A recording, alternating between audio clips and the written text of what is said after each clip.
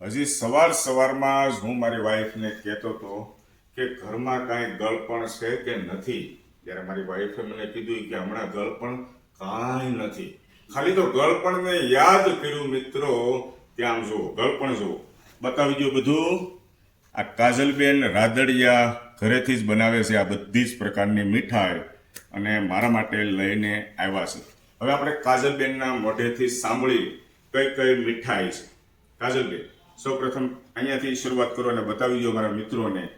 આ ડ્રાયફ્રૂટ ચીકી છે, આ વ્હાઈટ એક્સોટિકા છે, આ પિસ્તા રિંગ છે, આ પિસ્તા લાડુ છે, આ પ્રોટીન બાર છે, આ શાહી ગુલાબ છે, આ બ્લેક એક્સોટિકા છે, આ ડાર્ક ડ્રાયફ્રૂટ ખજૂર ચીકી છે, આ ગુંદર પાક છે, આ અંજીર પંચ છે અને આ ખજૂર ચીકી છે, રેગ્યુલર ખજૂર ચીકી. ઘણી બધી પ્રકારની મીઠાઈ મારી બેન ઘરેથી બનાવે છે. જુઓ છો કેટલી બધી મહેનત કરે છે. જુઓ, કાજલબેન રાદડિયા ઘરેથી જ શુદ્ધ અને સાત્વિક.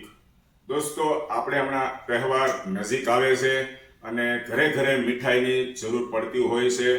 મોટા ભાગના વ્યક્તિ મારી જેવા ઘરે ન બનાવતા હોય તો કાજલબેન જેવા વ્યક્તિ ઘણા બધા ઘરે બનાવે છે. પણ મારા સંપર્કમાં કાજલબેન રાદડિયા આવ્યા છે, મારા માટે મીઠાઈ લાવ્યા છે. કામ ખૂબ સારું છે. અને કાજલબેનને આપણે પૂછીએ કે કાજલબેન, તમે કેટલા ટાઈમથી આ રીતે ઘરેથી મીઠાઈ બનાવીને વેચાણ કરો છો? અમે 7 વર્ષથી બનાવીને વેચીએ છીએ. 7 વર્ષથી પૂરેપૂરો અનુભવ છે. અને મેં કીધું એમ, કોઈ પણ પ્રકારની ભેળસેળ નહીં, શુદ્ધ અને સાત્વિક. તમારે ડિલિવરી જોઈએ છે તો કાજલબેન કેવી રીતે ડિલિવરી આપશે? હા, એમનું ઉપર એડ્રેસ આપી દઈશું, ઘરેથી મળી જશે. અને ગમે ત્યારે બધી જ પ્રકારની મીઠાઈ મળી જાય કાજલબેન. સીઝન હોય ત્યારે રેગ્યુલર મળી જાય અને આઉટ સીઝનમાં ઓર્ડરથી બનાવી આપીએ. અત્યારે સીઝન કહેવાય, તહેવાર નજીક આવે છે એટલે તમને કોઈ પણ પ્રકારની મીઠાઈ માંગો તો મળી જાય, ઝાઝો સમય ન લાગે.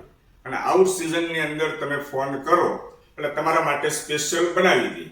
અને મિનિમમ કેટલી બનાવવાની રહે કાજલબેન? 5 કિલો.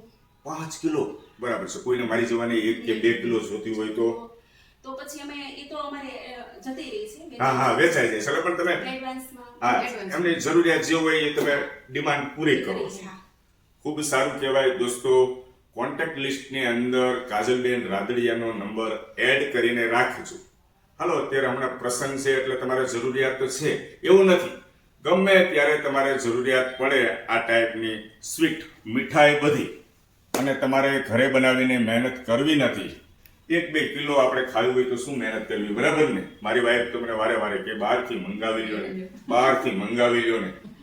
ઘણી બધી પ્રકારની મીઠાઈ આપણે ઘરે પણ બનાવતા હોય છે.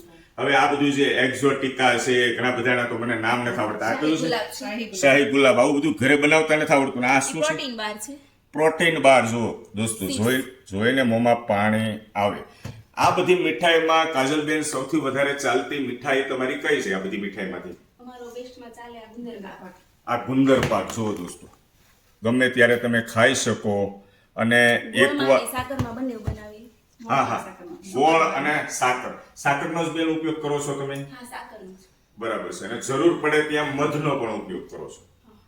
મધનો ઉપયોગ શેમાં કરો છો આપણે? આ ખજૂર ચીકીમાં. હા. અને આ બસ આ અંજીર પાકમાં. હા, જ્યાં જરૂર પડે ત્યાં દેશી મધનો ઉપયોગ કરે છે. શાહી ગુલાબમાં ગુલકંદ આવે. આ ગુલકંદ આવે એની અંદર. અને જ્યાં જરૂર પડે ત્યાં ગોળ અને સાકરનો ઉપયોગ કરે છે. ઘરેથી શુદ્ધ અને સાત્વિક. હું 2 થી 3 વાર કહી ચૂક્યો છું, શુદ્ધ અને સાત્વિક અત્યારના સમયમાં મળવું ખૂબ મુશ્કેલ છે. આમની જેવા બહેનો જ્યારે ઘરે ઘરે આ રીતે બનાવે છે ત્યારે જ એકદમ શુદ્ધ ને સાત્વિક મળે છે. તો હું વધારે નથી કહેતો. જ્યારે જરૂર પડે ત્યારે કાજલબેનને 100% યાદ કરજો. કાજલબેન અમારા કોઈ ફ્રેન્ડ ફોલોવર્સ આવે તો સાચવી લેજો. અને કોઈ પણ સિટીની અંદરથી તમે ફોન કરશો એટલે કાજલબેન ગોઠવણ કરી દેશે. જરૂર પડશે તો કુરિયર પણ કરી દેશે.